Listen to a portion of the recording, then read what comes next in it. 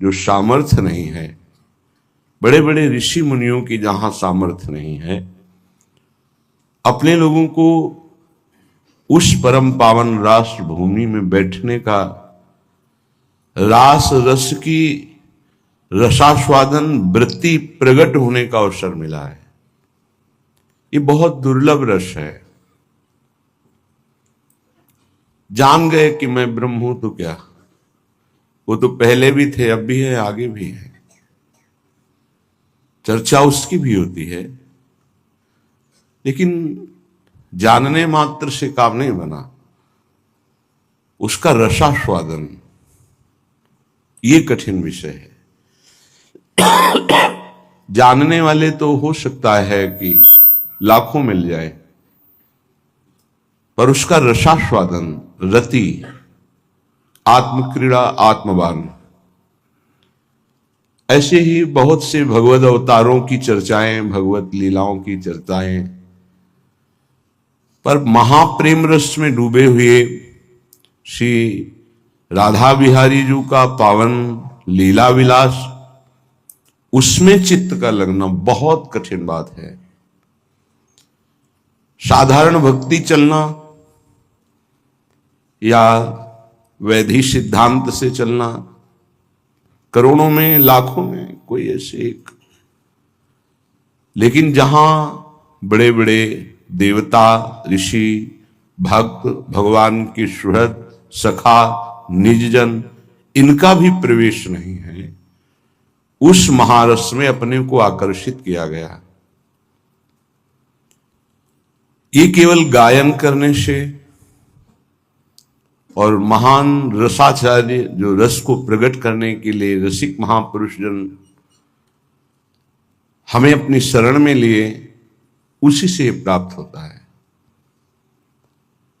ये रस अपना अधिकार कर लेता है साधक के हृदय में। किस समय कैसी दशा आती है उसको खुद पता नहीं। एक स्थिति होती है जिसमें कहीं करता नहीं रह जाता, केवल होता है। स्वयं में दैन्य भाव की बाढ़ आ जाती है। कहीं किंचन मात्र अहम नहीं, कोई अहम की वृत्ति नहीं। लीला विलास प्रभु का स्वयं प्रकाशित हो जाता है। उसमें कहीं किंचन मात्र स्वबल नहीं, साधना का बल नहीं, तप का बल नहीं, किसी भी प्रकार का जब तक बल रहता है तब तक इन लीलाओं का गायन करने का भी सौभाग्य नहीं मिलता। अगर आप सौभाग्य से गायन करेंगे भी तो आप पकड़ नहीं पाएंगे, निकल जाएंगे, पद के पद निकल जाएंगे। जब आपको ऐसा अनुभव होगा कि मैं तो गायन करने का भी अधिकारी नहीं हूं इस रस का, बड़े बड़े महापुरुषों ने बड़ा गुप्त रस कहा है इसे। अभी हमें इसकी महिमा नहीं पता है, इसलिए बहुत हल्के में ले लेते हैं। जैसे गायन हो रहा है तो हम अपने चित्त को श्रवण में ना लगाकर, गायन में ना लगाकर अन्यत्र लगाते हैं। पर यदि हम कृपा का आश्रय लेकर के गायन करते रहे तो सिद्ध एक एक अक्षर ऐसे मंत्र हैं जो प्रेम रस में डुबो देंगे। इनका अर्थ क्या है, हमारी आपकी क्या सामर्थ्य है। बड़े बड़े महापुरुषों के लिए दुर्लभ रस है जो इसका अर्थ है, जो इसका भाव है। वो शब्दार्थ नहीं है, ये इनका गूढ़ार्थ है, रहस्यार्थ है। वो गूढ़, वो रहस्य केवल आचार्य कृपा से, जो सखियां हैं आचार्य रूप में, उनकी कृपा से स्फुरित होता है। जो लिखा है वही देखा जा रहा है। जब देखा जा रहा है तो सामर्थ्य नहीं है, ना बोलने की सामर्थ्य रह जाती है, ना कुछ सोचने की सामर्थ्य रह जाती है। देखो स्वयं बिहारी जी महाराज इतने महामहिम सामर्थ्यशाली, कर जोरी मौन होए हमारी श्री जी के सामने, हाथ जोड़ करके मौन होकर केवल दैन्यता दर्शाते, दैन्यता का भाव केवल। अखिल कोटि ब्रह्मांड नायक परात्पर ईश जहां हाथ जोड़कर मौन होकर केवल आज्ञा पालन के लिए दैन्य है, वहां हमारी पहुंच होने वाली है, यदि हम अपने सौभाग्य को समझ पावें। पक्का समझ लीजिए, यहां अपना कोई बल काम नहीं करता, यहां केवल आचार्य कृपा, इष्ट कृपा। वही इष्ट है, वही आचार्य है, वही गुरुदेव है। जैसे गायन हुआ, सुनि धुनि मुरली बन बाजे, हरि रास रच्यो। अब आपको वही वृंदावन की कुंज निकुंज नेत्रों में झलक रही है, और बिहारी जी महाराज अपने अधरों पर रस की मूल वंशी, रस मूल मुरलिका आनंदिनी, रस की मूल है हरिवंश महाप्रभु ने कहा, क्योंकि स्वयं वही हैं, इसलिए जान करके वर्णन करते हैं। चल ही राधिके सुजान, तेरे हित सुख निधान, रास रच्यो श्याम तट कलिंद नंदिनी। निर्तत युवती समूह, राग रंग अति कुतूह, बाजत रस मूल मुरलिका आनंदिनी। रस मूल, रस जहां से प्रकट होता है, जिसे वेद कहते हैं रसो वैशहा, वह रस स्वरूप है। रसम हेवायम लब्ध्वा आनंदी भवतु, जो उस रस को प्राप्त कर लेता है वो सदैव आनंदमय हो जाता है, आनंद स्वरूप हो जाता है। वह रस जिसे वेद कहते हैं वो प्रकट हो रहा है बंसी जी से। रस मूल मुरलिका आनंदिनी। अधरों पर वंशी विराजमान होकर के जब लालजू वादन करते हैं तो समस्त प्रेमी जन, जो ब्रज सुंदरी जन हैं, उनका चित्त अपहृत हो जाता है, और सब कुछ विस्मरण करके त्याग वैराग्य उपरति, जिनकी पहुंच नहीं है यहां तक, उससे भी उच्च कोटि की अवस्था है।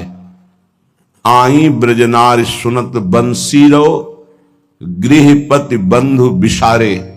सीधे बंसी जी की कृपा से सीधे दर्शन मदन गोपाल मनोहर, मनसिज ताप निवारे।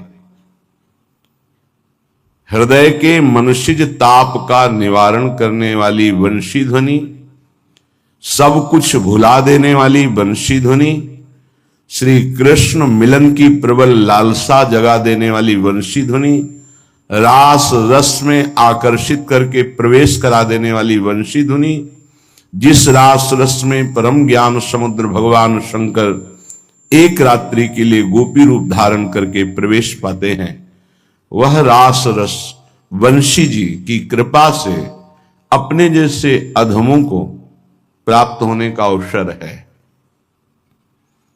ये जो पद हैं, ये लीला है। इसमें जो लीला है वो बहुत विस्तृत है। जैसे मंत्र बहुत छोटा होता है पर सामर्थ्य इतनी होती है कि मंत्र के अधिष्ठात्र देवता को अधीन कर ले। जैसे अंकुश बहुत छोटा होता है पर मत वाले हाथी को अधीन कर ले, ऐसे शब्द यहां जो प्रयोग है, श्री केलिमाली जी, श्रीमद चतुराशी जी और भी रसवाणियों में, ये आपको देखने को शब्द लग रहा है पर ये सब रस समुद्र हैं।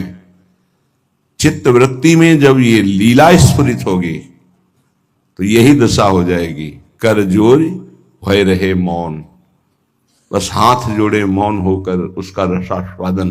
कौन रस बाढ़ो जहां, बोली बोई भारी। हरि प्रिया दो नहीं है, एक परम तत्व है। वही निर्गुण निराकार के लिए प्रभु जैसी वो आराधना करते वैसा ही अनुभव बन जाते हैं। सगुण साकार के लिए अवतार लिए हुए प्रभु की जो लीलाएं वो स्फुरित होती है। लेकिन ये निर्गुण सगुण ब्रह्मते न्यारो, जो प्रिया प्रीतम का नित्य विलास है, ये सबसे विलग है। जब आचार्यों की कृपा होगी तब समझ में आएगा। ये नित्य विहारी हैं, यहीं से अवतार होता है पर इनका विहार नित्य निरंतर चलता रहता है। अहो भाग्य, ऐसी उपासना में चित्त जोड़ दिया गया। अब हमें चाहिए कि हमारे मन की जो चंचलता है, जो वृत्तियां हैं, हमें जितनी सामर्थ्य है, हम उसको समेट करके दो बात में लगा दें। कै वाणी हरिवंश की, कै हरिवंश ही नाम। या नाम जब चल रहा है या वाणी गायन चल रहा है। गायन हो रहा है, आपकी समझ में नहीं आ रहा, तब भी ध्यान पूर्वक शब्दों को सुनिए। ये शब्द हृदय में जाके निर्विकारता पैदा कर देंगे। इसी निर्विकारता से प्रिया प्रीतम के प्रेम रस का रसास्वादन होने की योग्यता आती है। तो ऐसा नहीं कि जो निर्विकार है वो प्रिया प्रीतम के प्रेम में प्राप्त लीलाओं का अनुभव कर लेगा, ऐसा नहीं है। पर यहां की निर्विकारता आचार्य कृपा से लीला में प्रवेश करा देती है। ऐसा नहीं कोई जितेंद्रीय है, निर्विकार है तो वो लीला में प्रवेश पा जाएगा, वो श्रीअंग सेवा का सौभाग्य प्राप्त कर लेगा। अगर ऐसा होता तो ये श्लोक ना गाया जाता, यन नारदाजे सुकैर अगम्यम। इनके लिए अगम्य क्यों कह दिया गया? ये तो ईश्वर कोटि के महापुरुष हैं। आचार्य कृपा से भगवत ऐश्वर्य का विस्मरण, अत्यंत प्रियता मेरे श्यामा श्याम, ये कृपा से आता है। निर्विकार स्थिति में बहुत शीघ्र लीला का स्फुरण हो जाता है। इसलिए यही निर्विकार भी करेगी लीला। जैसे जैसे आप लीला का गायन करेंगे तो जो भारी द्वंद्व है सब अपने आप मिट जाएंगे। जो बहुमान करे को मेरो के बहुमानत नाहि बढ़ाई, जो अपमान करे को केहू के अपमान नहीं लघुताई। तो आपके ऊपर ये मान अपमान का प्रभाव क्यों नहीं पड़ रहा? सेवक जी कह रहे मेरे ऊपर नहीं पड़ रहा। जो बहुमान करे को मेरो, बहुत मेरा कोई मान करे तो हमें कोई हर्ष नहीं होता, और बहुत कोई अपमान कर दे तो हमें कोई शोक नहीं होता। अर्थात मैं मान अपमान, हर्ष शोक, सुख दुख, शत्रु मित्र, लाभ हानि, जय पराजय, इन द्वंद्वों में नहीं हूं। अर्थात इनका प्रभाव मेरे ऊपर नहीं है। क्यों? ऐसा क्यों है कि आपके ऊपर इन द्वंद्वों का प्रभाव नहीं? बोले श्री हरिवंश गिरा रस मांझ, मगन सबे निधि पाए। मैं हर समय वाणी जी में डूबा रहता हूं।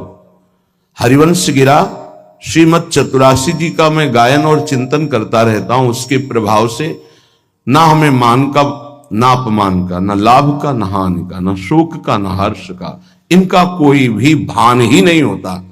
कोई मान करे या अपमान करे। श्री हरिवंश गिरा रस सागर, ये रस समुद्र है। मान माने बीच में, हम अनुकूल प्रतिकूल में नहीं। जैसे नदी के दो किनारे होते हैं, कूल माने किनारा, और मध्य में रस है, और किनारे किनारे में अनुकूलता प्रतिकूलता, लाभ हानि, सुख दुख, मान अपमान, निंदा स्तुति। तो इनकी कूल में नहीं है हम मध्य में हैं, रस में हैं। तो ये किनारे द्वंद्व आते रहते हैं, उनका कोई प्रभाव नहीं पड़ पाता।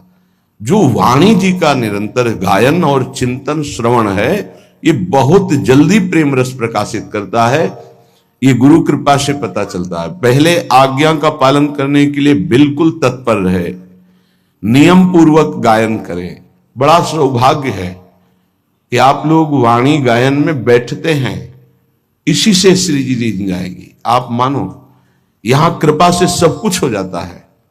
बहुत जल्दी प्रिया प्रीतम की लीलाएं स्फुरित होने लगती हैं। ये श्री सदगुरुदेव जी के वचन है। जो रस सिद्ध महापुरुष हैं, ये उनके वचन हैं। वाणी गायन, वाणी का चिंतन और वाणी की लीलाओं में प्रवेश, ये वाणी ही जी करा देंगी। ये जैसे आपको सुनने को मिल रहा है, अहो भाग्य है। ब्रह्म मुहूर्त की बेला और रस सिद्ध पदों का श्रवण, प्रिया प्रीतम की चर्चा, सिद्धांत की चर्चा। अब तो हमारा मंगल है ही, अब तो हमारा परम कल्याण है ही। हमारे ऊपर प्रिया प्रीतम की असीम कृपा है।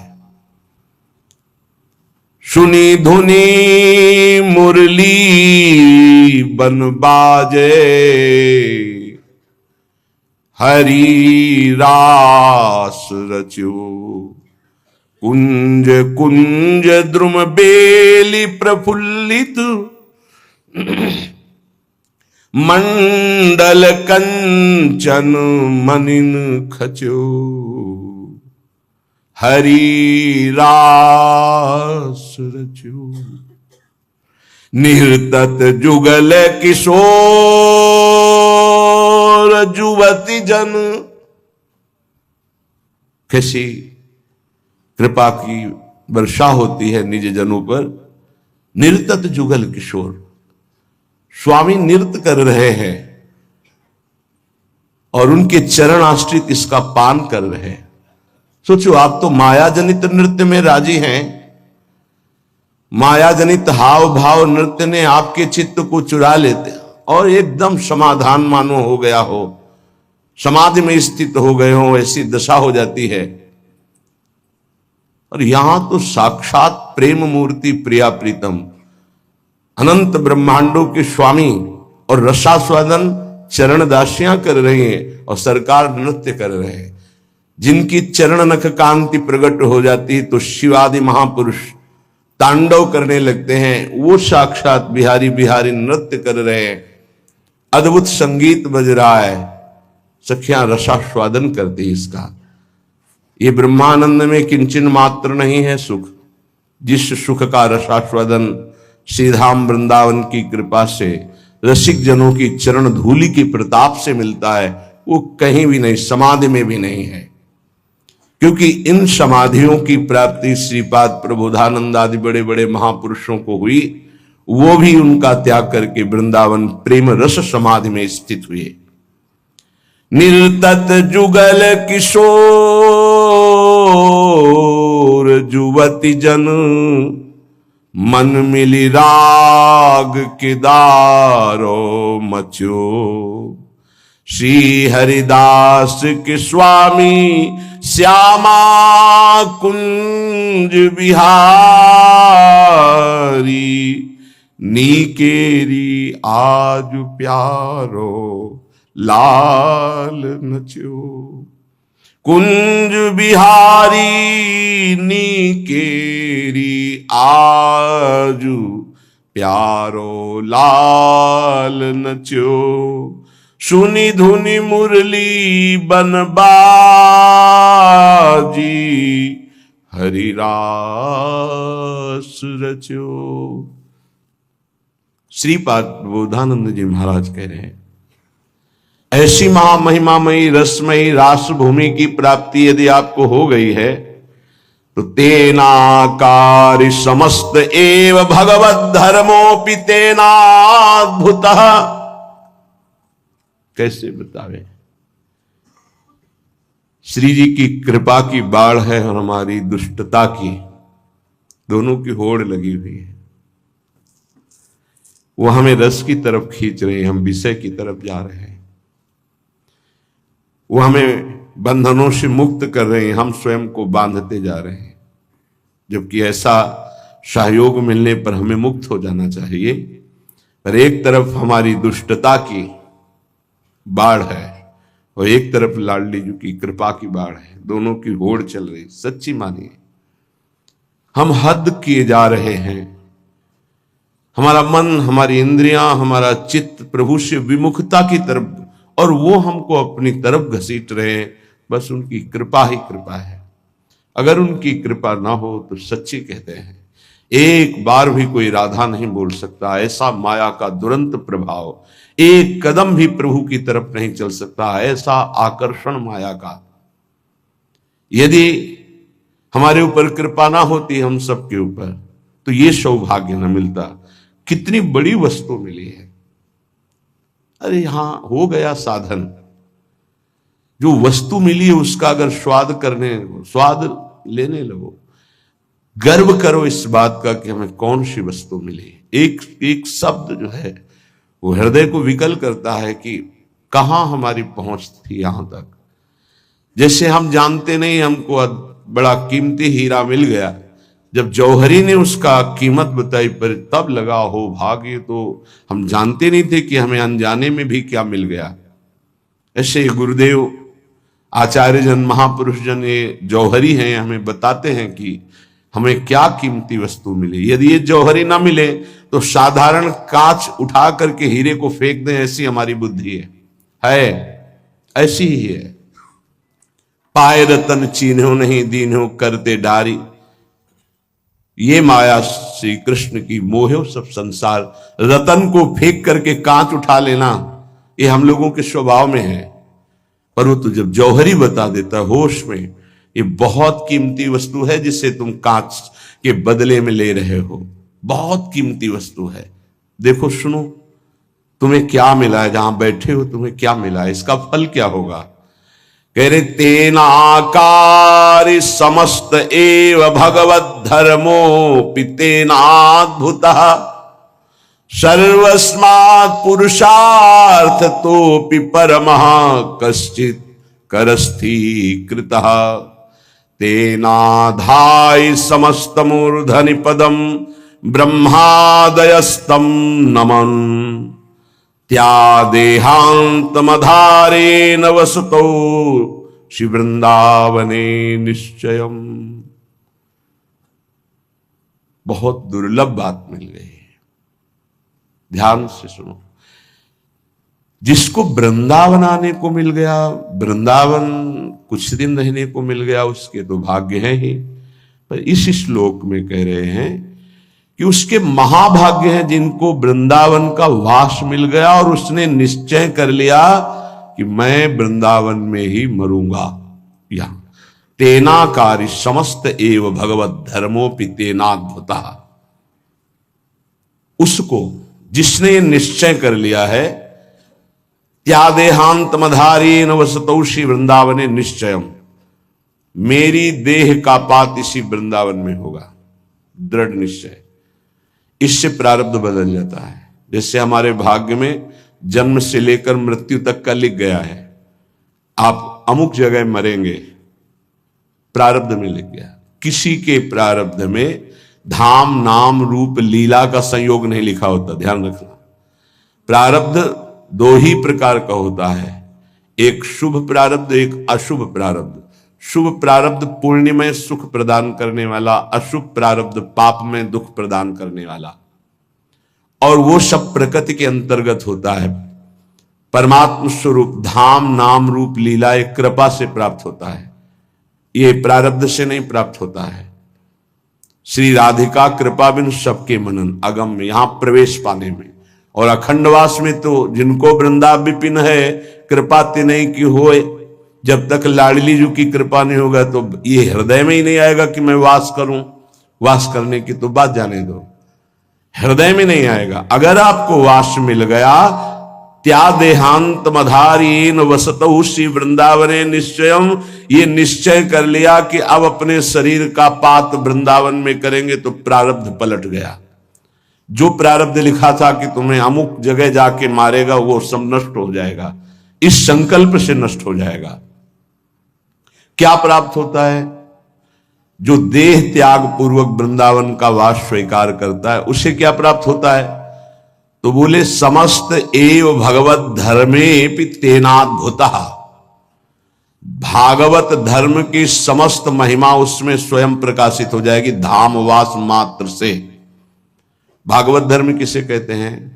मन से, वचन से, कर्म से, इंद्रियों से, अहंकार से, अनेक जन्मों की स्वभाव से जो जो कर्म हो रहे हैं वो सब परम पुरुष भगवान नारायण को समर्पित कर देना, निरंतर भगवत चिंतन करना, इसे भागवत धर्म कहते हैं। भगवत समर्पित कर्म और भगवत चिंतन ये स्वाभाविक वृंदावन धाम की वास की कृपा से जागृत हो जाएगा, श्रीपाद कह रहे हैं। पर जिसने ये निर्णय ले लिया है कि अपने शरीर का त्याग वृंदावन में ही करूंगा, आगे उसे बोले तेनाद्भुता सर्वस्मात् पुरुषार्थोपि परमः कश्चित् करस्थि कृता, उसके हाथ में ये चारों पुरुषार्थ और परम पुरुषार्थ, ये पांच आ जाते हैं। चार पुरुषार्थ धर्म अर्थ काम मोक्ष, पांचवा परम पुरुषार्थ प्रेम देव। ये चीज वृंदावन की कृपा से श्रद्धा और विश्वास करो, ये जो शास्त्र में लिखा है, जो महापुरुष कह रहे हैं, अक्षरशः सत्य है। ये केवल लुभावने वाली फल स्तुति नहीं है कि किसी पाठ में राग पैदा करने के लिए, अनुराग पैदा करने के लिए फल स्तुति लिख दी गई हो, ऐसा नहीं। जैसे फल स्तुति का स्वरूप होता है कि जो हम पाठ कर रहे हैं उसका क्या फल है, ऐसे लिख देने से हमारे हृदय में उस पाठ की रुचि पैदा होती, इसके करने से इतना इतना मिलता है। तो वो फल स्तुति रुचि वाली नहीं है। ये जो वास्तविक परम सत्य है वो वर्णन कर रहे हैं कि जिसने मरण पर्यंत वृंदावन का नियम ले लिया, अखंडवास का, उसके हृदय में समस्त भागवत धर्म का जागरण हो जाता है। धर्म, अर्थ, काम, मोक्ष चारों पुरुषार्थ प्राप्त हो जाते हैं और परम पुरुषार्थ उसके हाथ में आ जाता है, प्रेम। तेनाधाय समस्त मूर्धनि पदम ब्रह्मादयस्तम नमन। और बड़े बड़े देवताओं के सहित स्वयं ब्रह्मा जी उसके चरणों में नमस्कार करते हैं। ओहो, ब्रह्मादयस्तम नमन, उसको नमस्कार करते हैं जो अखंड धामवासी वृंदावन की रहनी से रह रहा है, जिसमें समस्त भागवत धर्मों का जागरण हो गया है, जो अर्थ, धर्म, काम, मोक्ष और प्रेम पांचों पुरुषार्थ का अधिकारी हो गया है, उसे समस्त देवता और ब्रह्मा जी नमस्कार करते हैं। केवल ये नियम ले लिया कि आजीवन वृंदावन वास करूंगा और इस देह को इस पावन भूमि पे धूल बन जाए, समर्पित कर दूंगा। ये बहुत बड़ी मंगलमयी बात बन गई है, जिसे आप लोग महत्व नहीं दे रहे हैं। बहुत बड़ी चीज मिल गई है। ज्ञान विज्ञान की बातें करते रहो, मन का आकर्षण देखो, वास्तविक ईमानदारी से देखो। ज्ञान विज्ञान की बातें करने से मन नहीं रुकता। निज सुख बिन मन होई कि थीरा, बिना भगवत सुख के मन स्थित नहीं होता। और भगवत सुख ये कृपा से है। कोई बिरला ये बात समझ पाता है कि कृपा से, यह गुण साधनते नहीं हुई, तुम्हारी कृपा पाओ कोई कोई। बड़ी महिमा, ये चारों पुरुषार्थ के लिए बड़े बड़े लगे हुए हैं, धर्म, अर्थ, काम, मोक्ष के लिए।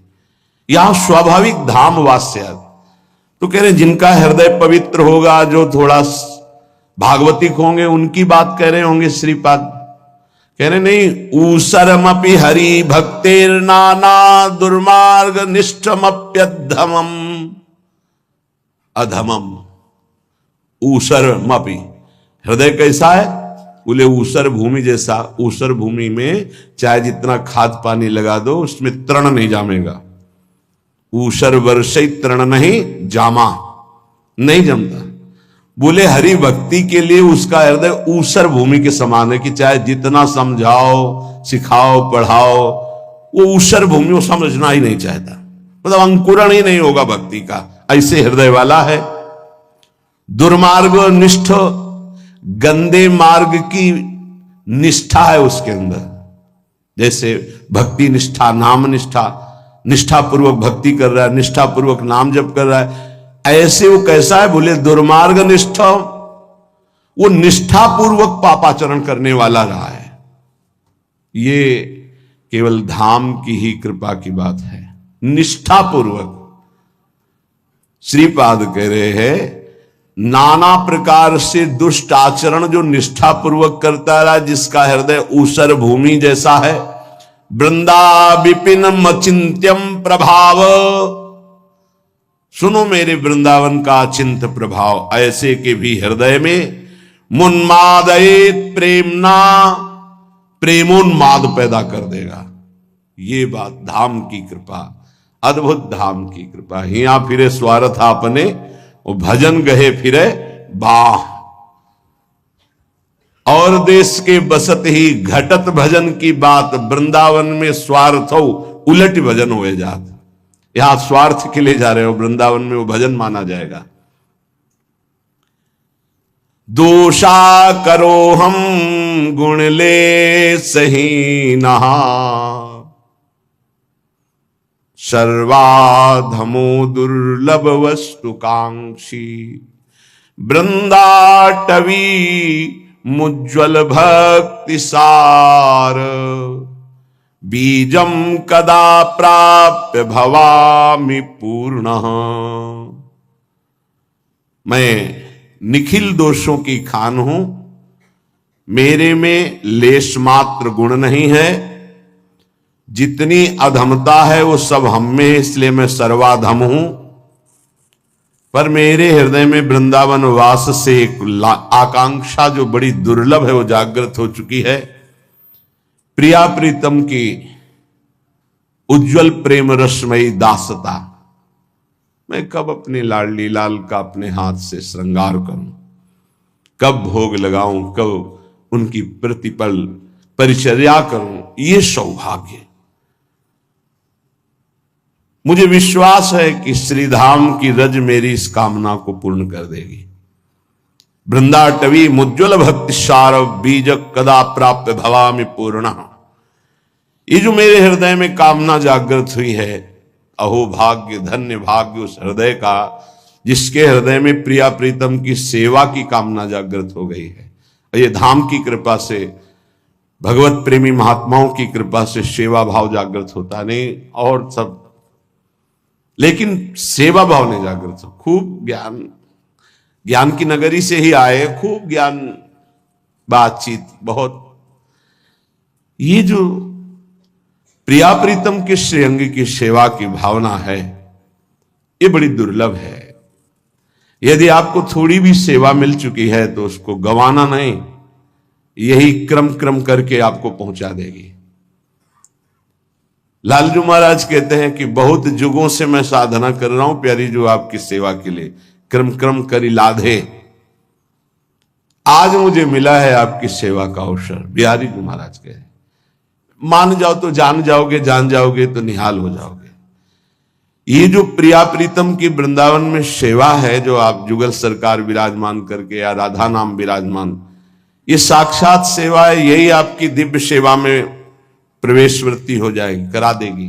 जो आप प्रगट सेवा कर रहे हैं, यही आपको दिव्य सेवा में प्रवेश, चिदानंद सेवा में प्रवेश करा देगी। भाव इसका, दोषा करो हम, चाहे जितने दोष हों, हारना नहीं। हम आपको हृदय की बात कहते हैं। ऐसा कोई ना समझे कि 4 दिन की साधना से दोष सब नष्ट हो जाते हैं और वो महात्मा हो जाता है। भ्रम में मत रहना। जिसके तुम हो उसी की माया बहुत ऊंचाई तक इसका प्रवेश है। जहां गर्व करोगे वहीं तुम्हें माया अपना प्रभाव दिखा देगी। यहां से जो निकल पाया है वो बहुत दैन्य होकर निकल पाया है। दैन्य के लिए माया मां हो जाती है। थोड़ा भी अहम वो माया के द्वारा जरूर बाधित होगा, बाधा उसके जीवन में पहुंच जाएगी। अहम बहुत कड़ुआ है, इसी से सब जीवित हैं, इसी अहम से, इसी अहम में सब सुखी अपने को मान रहे हैं। गर्व, यही अहम जब प्रभु के चरणों में लगेगा तब सुख का परिचय मिलेगा, इसीलिए सुख का परिचय नहीं मिलता। पहले कहीं वो ज्ञान की बात कर रहे थे कि जब सब ब्रह्म ही है, ये बात सत्य है, तो फिर वो बहुत संतों की अवहेलना निंदा कर रहे थे, सब संतों। तब ये लग रहा था कि इसकी दुर्गति पक्की है, ये कौन से ज्ञान के भ्रम में भटक रहा है। कभी कभी अज्ञान को हम ज्ञान समझ लेते हैं। जैसे स्वप्न में देखा कि हम सो रहे थे और अब जग गए हैं, वो स्वप्न ही में देख रहा है, और अब मैं अमुक चेष्टा कर रहा हूं, लेकिन वो स्वप्न में ही देख रहा है, वो अभी जगा नहीं। और जब जगेगा तब उससे समझ में आएगा कि वो भी स्वप्न था। ऐसे ही अज्ञान है। किसी की भी निंदा आदि का दोष अंदर होना अज्ञान का प्रतीक है। ज्ञान में जब सर्वत्र ब्रह्म है तो निंदा स्तुति का कोई, और वही ब्रह्म मैं हूं तो निंदा स्तुति का कोई स्थान ही नहीं। बिना गुरु कृपा के वेदांत पढ़ लेने से कोई ज्ञानी नहीं हो जाता। ये महान वेदांती महापुरुष हैं जिनके वचन सुन रहे हो। कह रहे हैं यदि आप दोषा करो, वो तो हम कह रहे हैं मैं महापुरुष अपने को लेके बात करते हैं, तो भी आप चिंता मत करना। यदि गुण लेश ही ना, लेश मात्र भी गुण नहीं है तुम में, तो चिंता मत करो। सर्वाधमो, यदि सब अधमों में भी आप बड़े अधम हैं तो भी आप चिंता मत करो।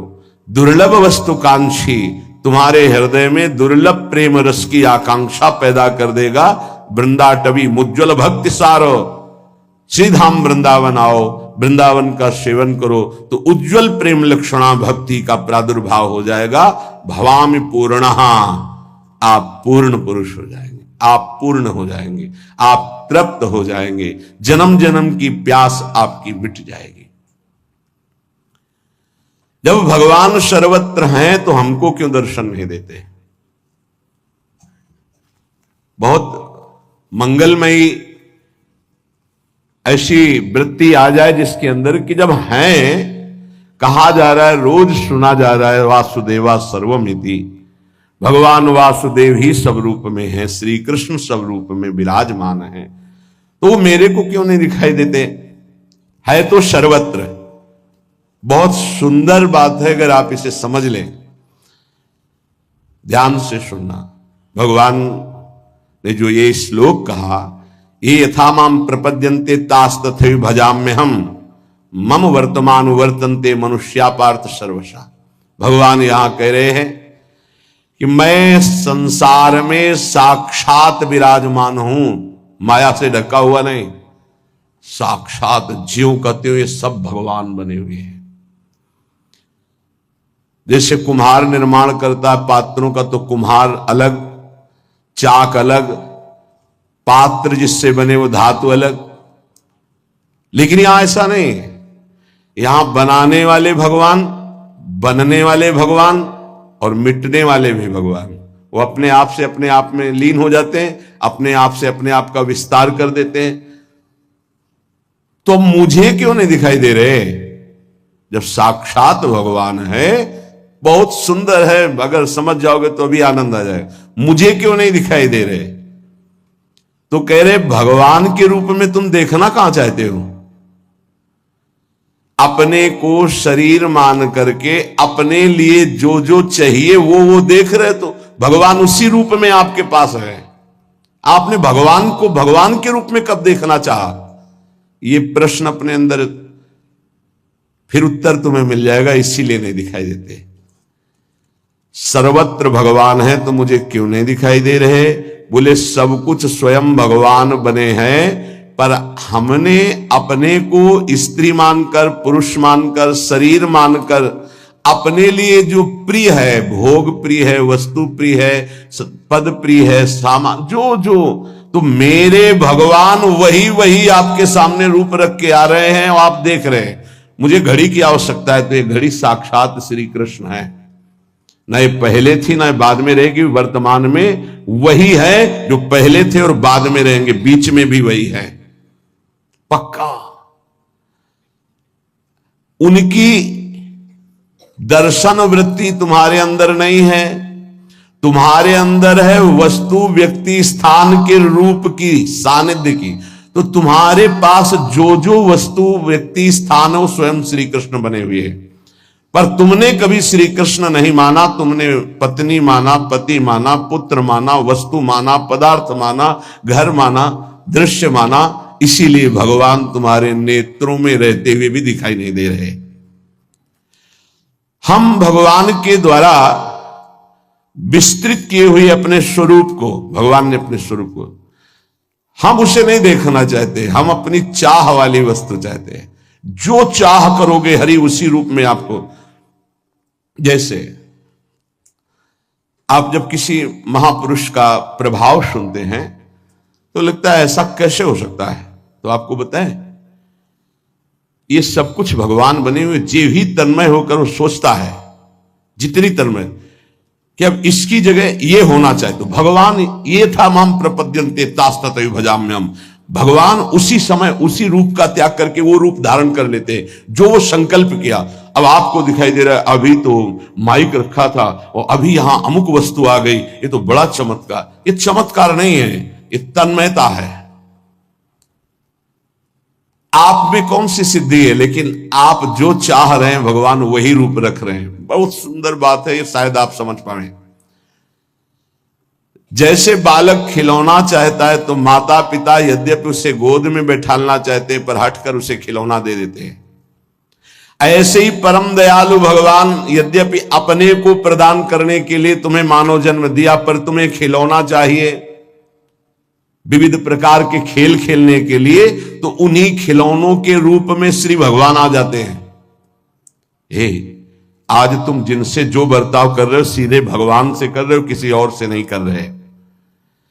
अगर हमारे अंदर चाह मिट जाए तो भगवान कभी भी भोग और वस्तु के रूप में तुम्हारे सामने नहीं, बनावटी रूप नहीं धारण करेंगे, सच्चिदानंद रूप से प्रकाशित हो जाएंगे। गोस्वामी जी ने इसी बात को दोहे में कहा, जाहि न चाहिए कबहू कछु, तुम सन सहज स्नेह, बसहु निरंतर तासुर शोराउर निज गेह। जिसे कभी कुछ नहीं चाहिए उसके हृदय में निरंतर भगवान का वास होता है, गुप्त रूप से नहीं, प्रकट रूप से। तो जिधर देखता है उसे जड़ चेतन जग जीव जत सकल राम मैं जाने। भगवान बड़े कृपालु हैं। जो भगवान पर श्रद्धा रखते हैं वो तो कृपा का अनुभव करते हैं, पर जो भगवान की निंदा करते हैं भगवान उन पर वैसे ही कृपा करते हैं जैसे श्रद्धा रखने वाले पर कृपा करते हैं। जीव का दुर्भाग्य है कि वो भगवान के आकर्षण से रहित होकर के भोगों के आकर्षण में है, तो भगवान भोग रूप बन करके है। क्योंकि जब वासुदेवा सर्वम सिद्धांत है, वैसे परम सत्य सिद्धांत, वासना वासुदेवस्य वासितम भुवनत्रयम् सर्वभूत निवासोस्मि वासुदेव नमोस्तुते। जीव का दुर्भाग्य है कि वो इच्छा कर रहा है, अगर इच्छा भोगों की त्याग दे तो अभी सब भगवान ही भगवान बने हुए ये अनुभव में आ जाए, सच्ची बात, और वो जीवन मुक्त हो जाए। भगवान में आकर्षण भगवत भाव से हो जाए तो यही भगवान बने हुए अनुभव में आ जाएगा। जब भगवान में आकर्षण भोग भाव से हो रहा है तो भगवान भोग रूप से आ रहे हैं, व्यक्ति रूप से आ रहे हैं, पदार्थ रूप से आ रहे हैं। राग द्वेष की वृत्ति है तो भगवान में राग द्वेष की वृत्ति हम कर रहे हैं। ये भगवान ही है चराचर जगत। जब भक्त भगवान की तन्मयता में भूल जाता है सब कुछ, तो भगवान सब कुछ भूल करके वैसा ही प्यार उससे करते हैं। जैसे विदुरानी जी भगवान के आकर्षण में भूल गई तो भगवान भी विदुरानी के प्रेम आकर्षण में भूल गए। विदुरानी जी छिलका खवा रहे हैं, भगवान छिलका पा रहे हैं। ये यथा माम प्रपद्यन्ते तास तथैव भजाम्य हम। आस्तिक से आस्तिक व्यक्ति पर जैसे भगवान स्नेह कृपा दुलार करते हैं, ऐसे नास्तिक से नास्तिक पर भी करते हैं। ऐसा नहीं है कि नास्तिक भस्म हो जाएगा, वो पृथ्वी में ही रहेगा, वायु उसको मिलेगी, आकाश उसको अवकाश देगा। ये सब भगवान की व्यवस्था। कितने कृपालु हैं। अगर जीव शरीराभिमानी ना होकर के भगवान के आकर्षण में आ जाए तो अभी उसको परमानंद की प्राप्ति हो जाए। ये जो सत्संग हो रहा है आकर्षण पैदा करता है भगवान की तरफ। जब भगवान ने बताया मुझे जिस भाव से स्वीकार किया जाता है मैं उसी भाव से उसके अनुभव में आता हूं, ये था माम प्रपद्यन्ते तास तथैव भजाम्यहम्। ध्यान रखना, आज आप पुत्र भाव, पत्नी भाव, संसार भाव, तो भगवान ये अनुभव करा रहे हैं संसार भाव। और अभी ये भाव अंदर से निकल जाए, भजन और सत्संग के प्रभाव से भगवत भाव आ जाए, तो तुम पत्नी में देखोगे मुस्कुराते हुए श्री कृष्ण, तुम पुत्र में देखोगे मुस्कुराते हुए श्री कृष्ण। जैसे नामदेव जी ने कुत्ते में देखा भगवान विट्ठल, भूत में देखा भगवान विट्ठल। तो ये क्यों ऐसे करुणा में भगवान का लोग आश्रय क्यों नहीं ले पा रहे? जब भगवान इतने कृपालु हैं कि नास्तिक से नास्तिक पर भी कृपा करते हैं, तो लोग भगवान का भजन क्यों नहीं करते? अनन्य क्यों नहीं हो जाते भगवान श्री कृष्ण के? निरंतर भगवान श्री कृष्ण की आराधना क्यों नहीं करते? क्यों भटक रहे हैं? जब इतने कृपालु भगवान है तो सब कोई क्यों नहीं भजन करता? तो भगवान उत्तर दे रहे स्वयं, कांक्षन्तः कर्मणाम सिद्धिम यजन्त इहि देवताः क्षिप्रम हि मानुषे लोके सिद्धिर्भवति कर्मजः। ये चाह भटका रही है, ध्यान रखना। कांक्षन्ता, कामना, चाह। बस ध्यान दीजिए, परमार्थ भगवत स्वरूप, ब्रह्म स्वरूप माया। ब्रह्म स्वरूप माया के मार्ग में चल रहे हैं, इसकी पहचान चाह। एक शब्द में, अभी आप माया के मार्ग में हैं, पहचान चाह। किसकी? भोगों की, शरीर सुख की, नाना प्रकार के लौकिक चाह। तो आप माया पथ के पथिक हैं, कांक्षणता, आकांक्षा। परमार्थ का पथिक चाह, दोनों में चाह। चाह श्री भगवान के भजन की, चाह भगवान के दर्शन की, चाह संसार से मुक्त हो जाने की, चाह प्रिया प्रीतम की श्रीअंग सेवा की। दोनों में चाह है, ध्यान रखना। एक चाह परम दुर्लभ परमार्थ की, और एक चाह जिसमें अनंत जीव फंसे हुए प्रवाहित होते चले जा रहे हैं। उसी के बाद भगवान कह रहे हैं कि मेरी शरण में क्यों नहीं हो पाता? मैं इतना करुणामय हूं, फिर भी मेरी शरण में क्यों नहीं हो पाता? कांक्षंता कर्मणाम सिद्धिम यजन्ति ही देवता। ये कामना करके सोचते हैं कि ये कर्म कर लूं तो मुझे ये सिद्धि प्राप्त हो जाएगी, ये फल प्राप्त हो जाएगा। इसीलिए वो देवताओं की आराधना करते हैं, क्योंकि इस मनुष्य लोक में कर्मों से जल्दी फल मिल जाएगा, सिद्धि मिल जाएगी, ऐसा उनको भाव है। इसलिए मेरी शरण में नहीं होते। भाव कांक्षंता कर्मणाम सिद्धिम यजन्ति देवता। मनुष्य में करने की शक्ति है, ध्यान रखना, यही प्रभु का नहीं होने देती। बड़ा सूक्ष्म विषय है ये, अगर समझ पाओ। कुछ बातें होती जो एकदम हृदय पर शब्द नहीं मिलता। करने की शक्ति को होने में आ जाए, ये गुरुदेव कराते हैं। करने की शक्ति में हम संबंध बनाते चले जा रहे हैं, क्रियाएं करते चले जा रहे हैं, शुभ अशुभ क्रियाएं होती चली जा रही, फंसते चले जा रहे हैं। और होने की गुरुदेव की कृपा से होती तो समर्पित होते चले जा रहे हैं। ये जो करने की शक्ति है, इसमें नवीन कर्म हो रहे हैं। और मनुष्य के अंतःकरण में ये दृढ़ बात बैठ गई है कि मैं ये करूंगा तो ये फल मिल जाएगा, ये करूंगा तो ये फल मिल जाएगा। वो सांसारिक वस्तुओं की चाह रखता है, इसलिए कर्मों पर विश्वास रखता है, ये कर्म करूंगा तो ये फल मिल जाएगा। अगर कहीं भगवान की भी बात आती है प्राप्ति की, तो उसको भी यही बात आती है कि जैसे कर्मों से हर फल मिल जाता है, ऐसे कर्मों से भगवान भी मिल जाते हैं। नाशवान पदार्थ की कामना और नाशवान शरीर से किया हुआ कर्म, ये तो हो सकता है, लेकिन नाशवान शरीर से किया हुआ कर्म तुम्हें भगवत प्राप्ति करा दे, ये नहीं हो सकता है, क्योंकि वो आदि अंत वाला है। अनंत को कैसे प्राप्त करा लेगा? बहुत ध्यान देने की बात है। एक देशीय शरीर, परिवर्तनशील शरीर और सीमित कर्म अभी प्रारंभ हुआ, कुछ समय नष्ट हो जाता है। भगवान कर्मजन्य नहीं है कि हम कर्म करके भगवान को प्राप्त कर लेंगे। भगवान अपरिवर्तनशील, नित्य, परिपूर्ण। इसलिए भगवत प्राप्ति में कर्म करते करते जब हार जाता है और प्रभु का हो जाता है, तो भगवत प्राप्ति हो जाती है। अब कितने जन्म व्यतीत हो गए, अभी तक हारे नहीं। अरे अब हाथ उठाकर कहो मैं हार गया गोविंद, अब स्वीकार कर लो। पर यह देहाभिमानी हारता नहीं, बस यही समस्या है। भगवान करे यजंती ही देवता, अपनी कामनाओं की पूर्ति के लिए वो देवताओं का यजन करते, मेरी शरण में नहीं आ पाते।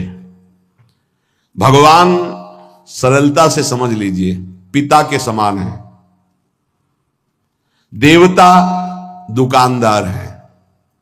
जैसे दुकानदार के पास वस्तु लेने जाओ, जरा हमको ये मीठा देना, कितना कितना दे?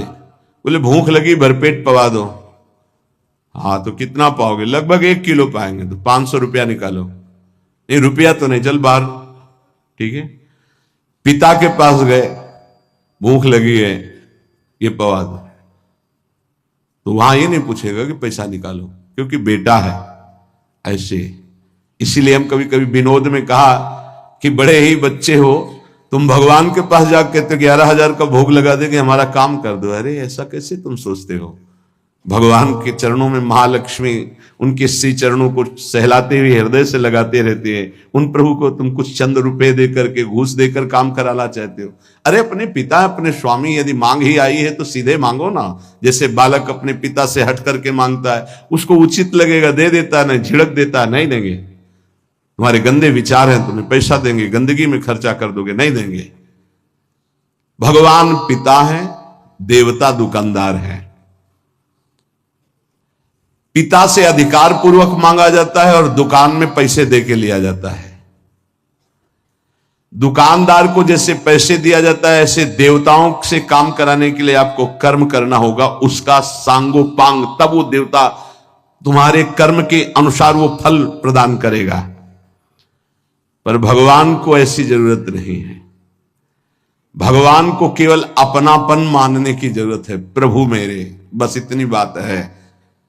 पर इसमें दूसरा कोई नहीं होना चाहिए, तो अभी आपको परम लाभ मिल जाए। इसीलिए गोस्वामी जी ने कहा, बिगड़ी जन्म अनेक की अब ही सुधरे, आज होई राम को मेरे प्रभु, मेरे तो गिरधर गोपाल, दूसरों न कोई। ये लानी है सिद्धि भगवत प्राप्ति के लिए।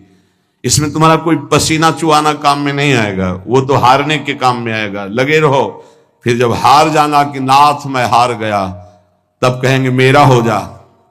बस यहीं से परमार्थ का दिव्य स्वरूप प्रकट होता है भक्ति मार्ग में। दूसरी बात, दुकानदार से कहो कि आप चाकू दे दीजिए, पैसा दीजिए, चाकू ले लीजिए। लेकिन पिता से कहिए चाकू दे दीजिए, तो कहेगा किस काम के लिए, क्या काम करना है, पहले बोलिए, आवश्यकता क्या है। अगर आप आवश्यकता सिद्ध नहीं कर पाए तो आपको नहीं देगा। लेकिन दुकानदार आवश्यकता नहीं पूछेगा, आपको चाकू दे देगा। आप अहित कर लो अपना, वो तुम जानो। ऐसे देवता हैं, हमारे भगवान ऐसे नहीं है। मांगोगे, अगर आवश्यकता सिद्ध होती है तो ठीक है। अगर उनको लगता है कि दुख भोग कर ये हमारी तरफ बढ़ेगा तो नहीं देंगे, भोग दुख और मेरी तरफ बढ़ और अपना परम कल्याण कर। लेकिन देवता ऐसा नहीं। अगर आपने सकाम अनुष्ठान किया है तो आपका हित हो, यही तो इससे मतलब नहीं, वो वस्तु आपको दे देंगे जैसे दुकानदार दे देता है।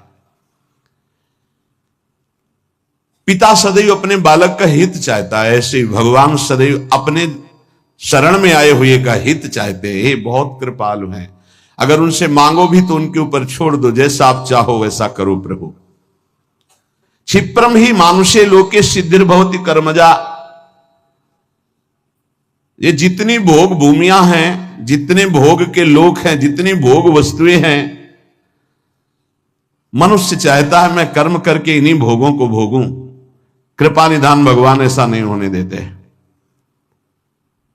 तुम्हें मनुष्य शरीर मिला है मेरी प्राप्ति के लिए, जीवन मुक्त होने के लिए, तुम फिर फंसने वाली बात मांगते हो। इसीलिए भगवान जल्दी भोगों की, कामनाओं की बात नहीं सुनते। तो लोग क्या करते हैं, भगवान का आश्रय न लेकर देवताओं का आश्रय ले लेते, क्योंकि उनको इससे कोई मतलब नहीं कि तुम्हारा कल्याण होगा कि नहीं होगा। उसके अनुष्ठान करो और वो तुम्हें फल प्रदान कर देगा।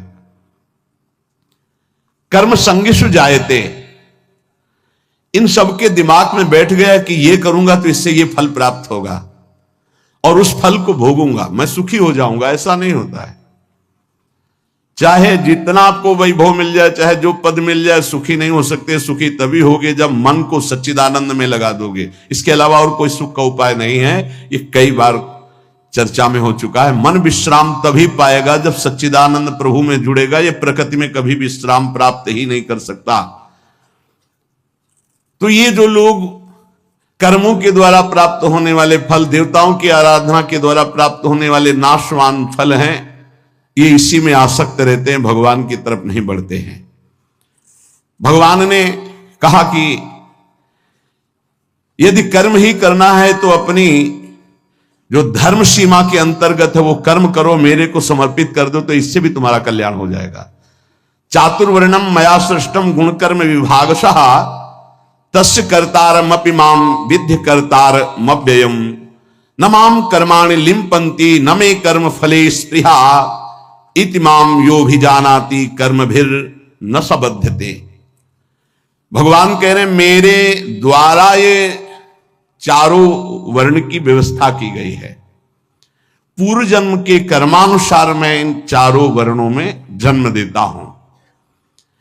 ये मेरे द्वारा की गई व्यवस्था है, कलयुग में नहीं चलेगी, कलिकाल इसे भंग कर देगा, छीण कर देगा। युग धर्म का प्रभाव होता है।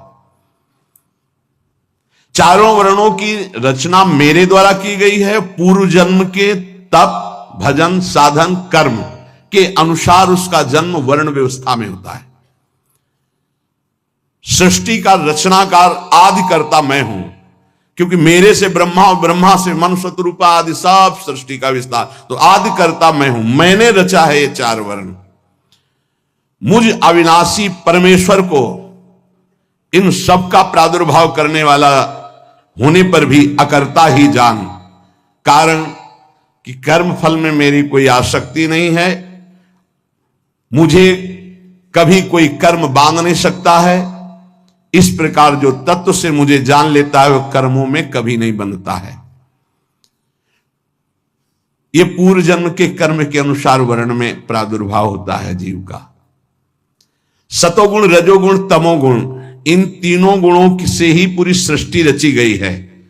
तो इन गुणों की प्रवृत्ति के अनुसार कर्म बनते हैं।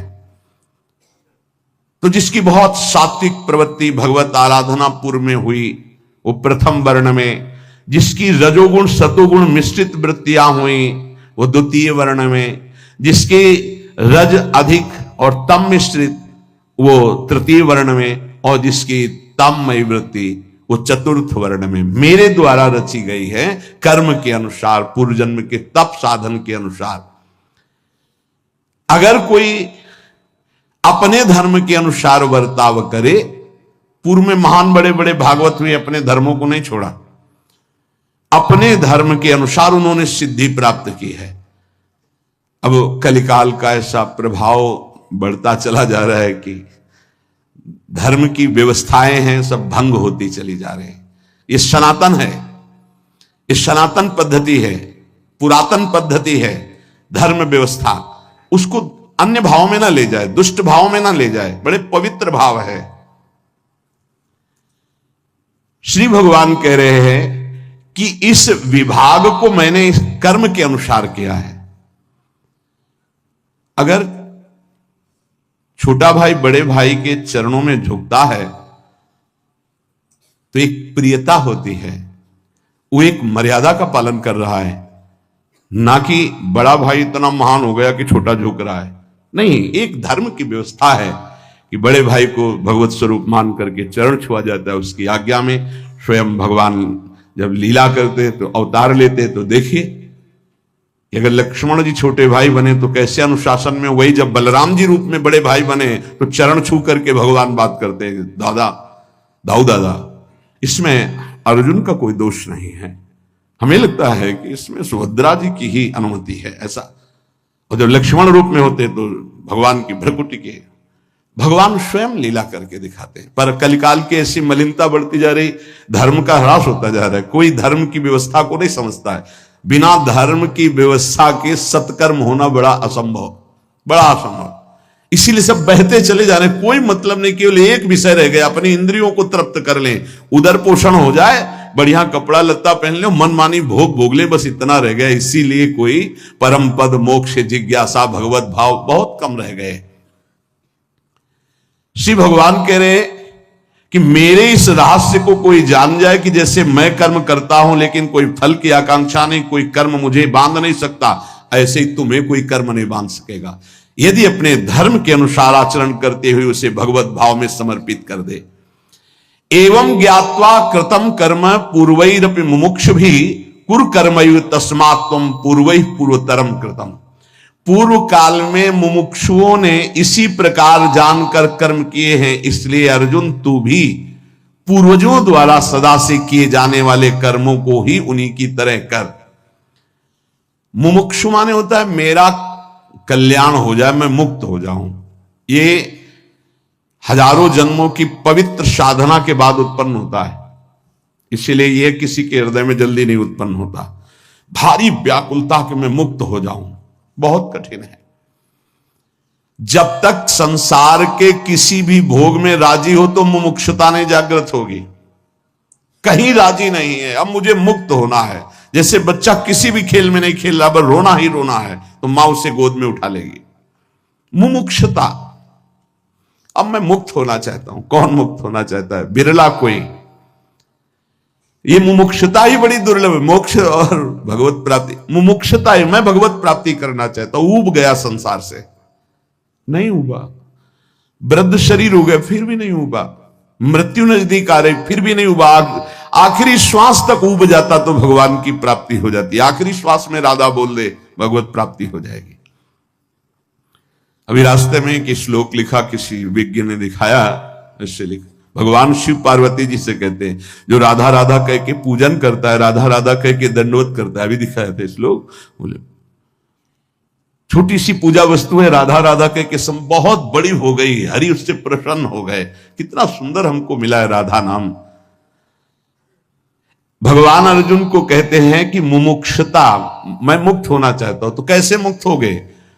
तो कहते जो तुम्हारे बड़े महापुरुष जिस मार्ग में गए उसी में चलना। पूर्वज माने बड़े महापुरुष जो गए हैं, महाजनों गतेन सपंथा, महापुरुष इसमें गए। आज सब अपने नए पंथ का निर्माण हो रहा है, पहले ऐसा नहीं होता था। जिस मार्ग में गुरुजन जा रहे हैं उन्हीं के पद चिन्हों पर चलना।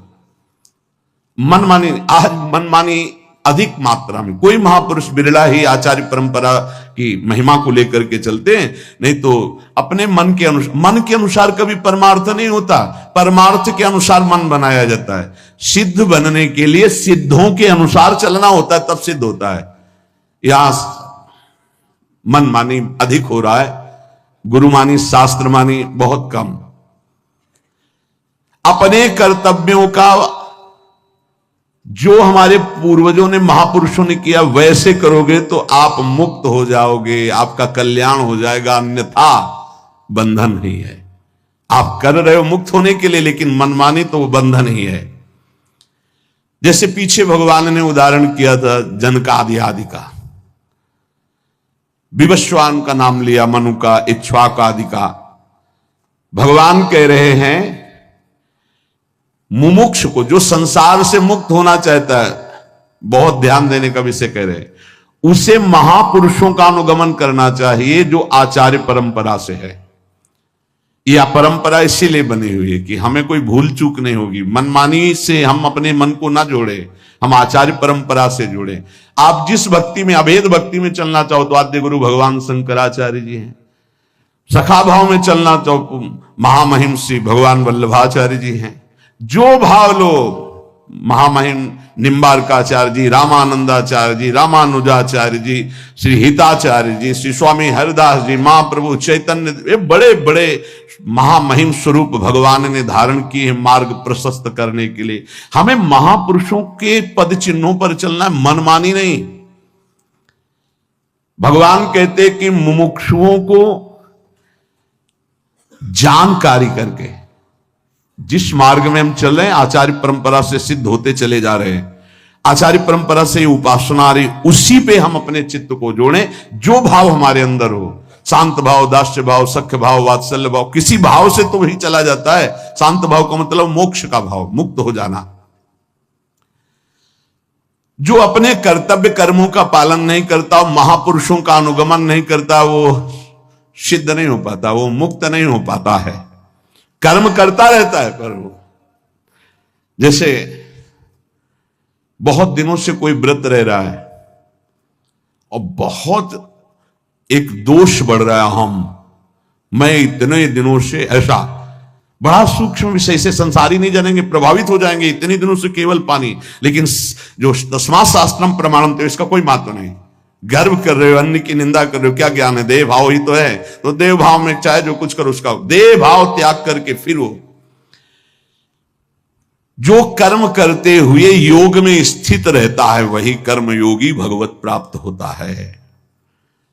कर्म करते हुए योग में स्थित रहना, योग किसे कहते हैं? तेसाम सततयुक्ता नाम भजताम प्रीति पूर्वकम ददामि बुद्धि योगम तम। यदि आपकी जिह्वा से राधा राधा राधा ऐसा निकल रहा है, आप कर्म कर रहे हो, उस कर्म को भगवान को समर्पित करते हो, कर्म योग हो रहा है। योग में स्थित होते हुए कर्म हो रहा है। फल की आकांक्षा भगवान पर छोड़ दो, कर्तव्य कर्म करो, राधा राधा जपो, मुक्त हो जाओगे। बात मान लो। कर्मों को करना या ना करना दोनों बंधन कारक ही है, दोनों बंधन कारक। मैं ये नहीं करता, तो वो मैं पुष्ट हो रहा है, नहीं मैं ये करता तो उसमें भी पुष्ट हो रहा है। बड़ा सूक्ष्म अध्यात्म का विषय है। दोनों की प्रवृत्ति है कर्म, मैं नहीं करता मैं करता, दोनों की प्रवृत्ति है। निवृत्ति कर्तव्य कर्म का पालन हो रहा, फल की इच्छा नहीं, भगवान को समर्पित जीवन, नाम जब चल रहा है, ये निवृत्ति है। पूर्ण निवृत्ति की कोई अवस्था नहीं है कि इतनी अवस्था में इतने कर्म में आप अभी इसी क्षण स्वीकार करो। कोई भी कर्म करो, भगवान को अर्पित करो। कर्म करते समय राधा राधा अंदर से नाम भगवान का, प्रभु का स्मरण करते रहो। शरीर इंद्रिया मन आदि कर्म की सामग्री अपने से भिन्न है। ये मैं नहीं हूं, ये संसार से अभिन्न है, हमसे भिन्न है। इनके द्वारा जो प्राकृतिक कर्म होते हैं वो हमको बांधने वाले ही हैं, यदि भगवान को अर्पित नहीं करते या प्रकृति में उनकी स्थिति नहीं देखते। प्राय बड़ा सूक्ष्म विषय है प्रकृति में स्थिति देखना, तो भगवान को अर्पित करना सरल है, आप अर्पित कीजिए। अपने कर्म मान करके अपने लिए जब किया जाएगा तो योग नहीं होगा, केवल कर्म होगा। भगवान के मान के भगवान के लिए किया जाएगा या सबको भगवत स्वरूप मानकर सबके सुख के लिए किया जाएगा, उसे योग कहते हैं, जो भगवत स्मृति से युक्त होता है। देखो, कर्म योग से उद्धार होता है, कर्म से बंधन होता है। कर्म किसे कहते हैं? जब प्रकृति के इन अंश शरीर मन इंद्रिय आदि के द्वारा जो कर्म होते हैं वो अपने लिए किए जाते हैं, मैं करता हूं, यही बंधन है। और जब प्रभु के ये है, प्रभु के लिए किया जाता है, तो वो बंधन मुक्त हो जाता है। संपूर्ण कर्म केवल प्रभु के लिए किया जाए, कर्मों से हमारा कोई संबंध नहीं है। हमारा संबंध प्रभु से है, कर्म प्रभु को समर्पित है। योग नित्य सिद्ध योग हो गया। किम कर्मेति कवयोप्यत्र मोहिताः तत्ते कर्म प्रवक्ष्यामि यदि ज्ञात्वा मोक्षसे शुभात्। कर्म क्या है, अकर्म क्या है, इस प्रकार इस विषय में भी बड़े बड़े विद्वान मोहित हो जाते हैं। अतः कर्म तत्व में तुझसे भली भांति कहूंगा, जिसको जानकर तुम इस अशुभ से, जो अशुभ तुम्हें दुख दे रहे हैं, उनसे तुम मुक्त हो जाओगे। किम कर्म, कर्म किसे कहते हैं? किम कर्म किम अकर्मेति, किसे कर्म कहते हैं, किसे अकर्म कहते हैं। साधारण मनुष्य शरीर और इंद्रियों की क्रियाओं को कर्म मान लेते हैं। शरीर और इंद्रियों की क्रियाएं रोक दी तो उसे अकर्म मान लेते हैं, लेकिन ऐसा नहीं है। शरीर और इंद्रियों से क्रियाएं ना हो तो भी क्रिया हो रही है। शरीर वाणी मन के द्वारा जो जो भी हो रहा है वो सब क्रियाएं हैं। शरीर वांग मनोभिर यत कर्म प्रारभते न रहा, अर्थात एक सेकंड भी कोई कर्म के बिना नहीं रह सकता। अगर हमारी कर्म की वृत्ति सात्विक दिखती है कि ये मैं कर्म कर रहा हूं, तो सतोगुणी कर्म, राजसिक वृत्ति तो रजोगुणी कर्म, तामसिक वृत्ति तो तमोगुणी कर्म। राजसिक तामसिक ये फंसाने वाली है, सतोगुणी वृत्ति ये मुक्त करने वाली। जैसे सतोगुणी वृत्ति में, शुद्ध सतोगुणी वृत्ति में कभी क्रोध का प्रादुर्भाव नहीं होगा।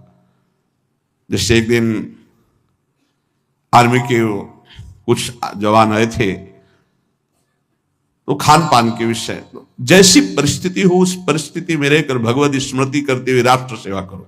हमारे आंतरिक लक्ष्य में था प्याज लहसुन, क्योंकि हम संसार का तो, कि अगर कहीं ऐसी परिस्थिति है कि आपको प्याज लहसुन युक्त भोजन मिल रहा है, आप चाहते हो मैं सात्विक भोजन करूं, तो आपके अंदर रज और तम की पूर्ण वृत्ति बनी है, त्रिगुणातीत नहीं हो गए हो।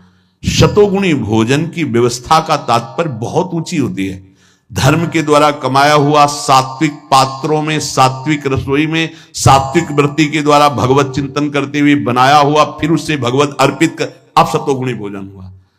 भाव कहने का कि आपकी कैसी भी परिस्थिति में यदि नाम चल रहा है और राष्ट्र सेवा का भाव है, तो इन छोटी बातों से आपका भाव बिगड़ने वाला नहीं। दूसरी बात जिससे कही थी कि जैसे मूंग की दाल है, रोटी है, बड़े सात्विक वृत्ति से बना गया है, तो आपके अंदर क्रोध का प्रादुर्भाव नहीं होगा। तो कहा जाता है कि जैसे बहुत से सतोगुणी जन देखे गए, उनमें क्रोध आता है, तो उस समय रजोगुण होता है, उनमें रजोगुण होता है। रज का तात्पर्य होता है काम, काम का मतलब होता है कामना, कामना का मतलब होता है मैं चाहता हूं ऐसा होना चाहिए, नहीं हुआ तो उसमें क्रोध आ जाएगा। मैं चाहता हूं कि ये होना चाहिए, जब उसमें बाधा पड़ेगी तो क्रोध आ जाएगा। तो इसमें राग, और राग रजोगुण, रजोगुण आ गया, चिंतन मात्र से रजोगुण आ गया। जैसे कोई किसी देवी की उपासना कर रहा है, उपासना शब्द बड़ा सात्विक है, परंतु कर्ता कामना की सिद्धि के लिए सांसारिक कामना करते, तो कामना करते ही वो राजसिक वृत्ति हो गई।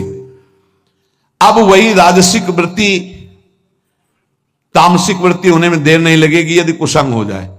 बोले देवी प्रसन्न करने के लिए अमुक वस्तु, तामसिक वृत्ति उसके अंदर बढ़ती चली जा रही।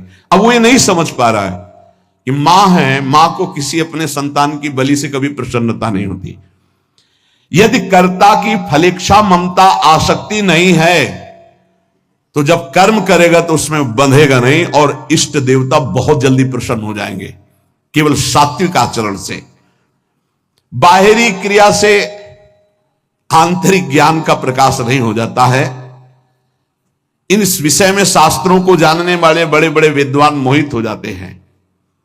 जिस क्रिया में कर्म मानते हैं वो कर्म भी हो सकता है, अकर्म भी हो सकता है, विकर्म भी हो सकता है, कारण कि कर्ता के भाव के अनुसार कर्म का स्वरूप बदल जाता है। जैसे ऊपर भगवान ने की व्याख्या हो रही कि जैसे आप किसी देवी की उपासना कर रहे हैं तो मां, अगर आपको बलि का भाव है तो नींबू है, नारियल है, सात्विक बलि दीजिए, भोग लगाइए, आरती कीजिए, पूजा कीजिए, प्यार से पुकारिए मां, तो आप उनकी कृपा प्रसाद के भाजन बन जाएंगे। रजोगुणी बहुत बड़े बड़े ऐश्वर्य भोग सामग्री, तमोगुणी अब आ गया ये, तो बोले वो कर्म भी बन जाता है, अकर्म भी बन जाता है, विकर्म भी बन जाता है, और जान नहीं पाते, बड़े बड़े विद्वान मोहित हो जाते हैं। इसलिए भगवान कह रहे हैं कि वास्तविक कर्म क्या है, वो क्यों बंधता है, कैसे बंधता है, इससे मुक्ति कैसे हो सकती है, मैं इसका स्वयं विवेचन करता हूं। यदि मनुष्य ममता, आसक्ति और फलेच्छा रख करके कर्म करता है तो बंधेगा। ममता, आसक्ति और फल की इच्छा बंधेगा, कोई भी कर्म उसे बांध लेगा। यदि ममता, आसक्ति, फलेच्छा का त्याग कर दे सत्संग के द्वारा प्राप्त विवेक से, तो कर्म करता हुआ भी कर्म में नहीं बंधेगा। जैसे भगवान कह रहे हैं कि मुझे कुछ नहीं चाहिए, मुझे कुछ प्राप्त करना है क्या, फिर भी मैं धर्म पूर्वक कार्य करता हूं। जब भगवान अवतार लेते तो कर्म करता हूं, वो कर्म भगवान को नहीं बांधता, क्योंकि कर्ता भाव नहीं, फलेच्छा नहीं, ममता नहीं।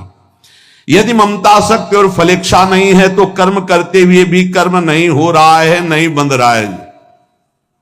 जैसे एक बार उदाहरण में बताया था कि दुर्वासा ऋषि के दर्शन करने गोपियां गई, ढेर सारा पुआ, पूड़ी, कचौड़ी, खीर लेके गई और उनको पवाया तो सब पा गए। इसके बाद जब वापस गए तो कहा प्रभु आई थी हम यमुना जी में, बाढ़ थी, तो प्रभु ने कहा था मैं खंड ब्रह्मचारी हूं, तो मार्ग दे देना, दे दिया, अब आप कैसे वापस आपके हाथ से जाए। तो उनका कह देना दुर्वासा ने अपनी जीभ में दूब के रस के सिवा कुछ ना रखा हो तो मार्ग दे दे। उनका अभी तुम खीर पुआ सब पवाए हैं आपको, आपने पाया है, पर ये क्या दूब के रस के सिवा जबान में नहीं रखा। ऐसा जाके यमुना जी से बोली, मार्ग मिल गया, प्रभु से बात की कि ऐसा क्या। तब यही बात, फलेच्छा, ममता, आसक्ति रहित, भोक्ता करता भाव रहित, तो मनो प्रसाद पा गए। और शपथ पूर्वक कहा कि दुर्वासा ने अपनी जबान पे दूब के रस के सिवा कुछ नहीं रखा हो तो मार्ग दे दीजिए। ये कर्ता भाव लीन है प्रभु में, कोई फलेच्छा नहीं, तो कोई उसका पा गए लेकिन पाते हुए भी नहीं पाए। यदि कर्ता निर्लिप्त है तो कर्म उसे फंसा नहीं सकता। हर कर्म बंधन मुक्त करने वाला होता है। अगर कर्ता लिप्त है तो ना करे तो भी फंसता है, क्योंकि चिंतन हो रहा है अंदर से। किम कर्मेति, कर्म दो प्रकार के बताए, कर्म और अकर्म। कर्ता भाव से, लिप्त भाव से, फलेच्छा से जो किया जाता है वो कर्म। कर्ता भाव, लिप्त भाव, फलेच्छा का भाव त्याग करके जो किया जाता है वो अकर्म। अकर्म माने कोई फल नहीं देगा, कोई बंधन नहीं होगा। कर्म से जीव बंधता है और अकर्म से जीव मुक्त होता है। कर्मों का त्याग करना अकर्म नहीं है, भगवान ने मोह पूर्वक किए गए कर्मों के त्याग को तामस बताया है, शारीरिक कष्ट के भय से किए गए कर्मों के त्याग को राजस बताया है। तामस और राजस त्याग में कर्मों का स्वरूप से त्याग होने पर भी कर्मों का संबंध और कर्ता भाव का त्याग नहीं होता है। कर्मों में फलेच्छा और आसक्ति का त्याग कर देना है सात्विक त्याग है। इसी से भगवत प्राप्ति होती है, इसी से मोक्ष पद प्राप्त होता है। फिर हम तुमको सारांश में बता रहे सबका, जो कर्म करो वो शास्त्र सम्मत हो, धर्मयुक्त हो। ये सत्संग के द्वारा जानकारी कर लीजिए कि मेरा क्या धर्म है, मेरा क्या कर्तव्य है, और उसे भगवान को अर्पित कर दो। नाम स्मरण करो। पूरा जानने की तुम्हारी क्षमता अगर नहीं कि कर्म क्या है, अकर्म क्या है, विकर्म क्या है, ये सब ठीक हो जाएगा। नाम चल रहा है, धर्म पूर्वक कार्य कर रहे हो, ज्ञान का प्रकाश होता जाएगा, मुक्त होते जाओगे। पर अगर नाम नहीं चल रहा और कर्म पे कर्म, जैसे लोग कहते हैं हम तो कर्म करते हैं भजन नहीं करते, तो कर्म का बंधन है। चाहे सतोगुणी कर्म हो, रजोगुणी कर्म हो, तमोगुणी कर्म हो, रहोगे प्रकृति राज्य में ही, क्योंकि तीनों गुण प्रकृति के ही हैं। परमात्मा राज्य में थोड़ी प्रवेश पा जाओगे, तो जन्म मरण से थोड़ी मुक्त हो जाओगे। इसलिए कवयोप्यत्र मोहिताः, साधारण मनुष्यों की बात क्या, बड़े बड़े विद्वान भी इसमें मोहित हो जाते हैं। शास्त्रों के ज्ञाता भी इस विषय में भूल कर देते। कर्म और अकर्म का तत्व जानने में उनकी बुद्धि चकरा जाती है। सारे कर्म अकर्म हो जाएं तो मुक्त हो जाओ। कैसे हो जाएंगे? दो प्रकार। एक तो ज्ञान के द्वारा ये समझ करके कि ये कर्म सामग्री मन बुद्धि इंद्रिय आदि मैं नहीं हूं, ये प्रकृति के हैं, प्रकृति के द्वारा प्रकृति की ही क्रियाएं हो रही, गुणानुगुण वर्तनते, मैं करता नहीं हूं, मैं फल भोगता नहीं हूं। ये बहुत ऊंची बात है, ये नहीं आएगी समझ में जल्दी सबके। एक बात तो बिल्कुल समझ में आ रही, ये सब कुछ श्री भगवान का है। श्री भगवान की आज्ञा का पालन करने के लिए कर्म कर रहे हो, श्री भगवान को समर्पित कर देते हो। राधा राधा समझ में आ रही, सीधे भगवान को अर्पित कर दो। ये तो सर्वाणि कर्माणि मयि सन्न्यस्य मत्परा, वही स्थिति आ जाएगी। तुम्हारा कोई भी कर्म तुम्हें बांध नहीं पाएगा, क्योंकि भगवद अर्पित हो गया। आगे इसका भी वर्णन आता है, भगवान वर्णन करते हैं। तत्ते कर्म प्रवक्ष्यामि, जीव को बांधे हुए है कर्म, तो कर्मों से मुझको मुक्त होना है। ये मुक्त होने के दो ही उपाय हैं, या तो ज्ञान के द्वारा करता या भक्ति के द्वारा करता भाव को समर्पित कर देना। भगवान प्रतिज्ञा करके कहते कि यदि तुम ऐसा करोगे तो बंधन से मुक्त हो जाओगे। कर्म करने की कला भगवान सिखा रहे हैं। प्रवृत्ति मार्ग निवृत्ति मार्ग दो भगवान ने बनाए हैं, और दोनों कर्म करते हैं, दोनों को कर्म करना होता है। एक कर्म करते हुए बंधता है, एक कर्म करते हुए मुक्त होता है। जो अपने लिए कर्म करता है, अहंकार पूर्वक करता है, भोग इच्छा से करता है, वो बंधता है। जो भगवान के लिए करता है या दूसरों के सुख के लिए करता है, धर्म पूर्वक करता है और उस कर्तापन भाव को भगवान में अर्पित करता है, वो मुक्त हो जाता है। कर्मसु कौशलम, एक कर्म योग का कौशल है, कुशलता है, जिससे कर्म करते हुए भी वो उसमें नहीं बंधता है। भगवान कर्म के तत्व को जानने की प्रेरणा करते हैं। क्या कर्म तत्व का स्वरूप है, इसकी चर्चा आगे करते हैं। श्री राधा वल्लभ लाल की।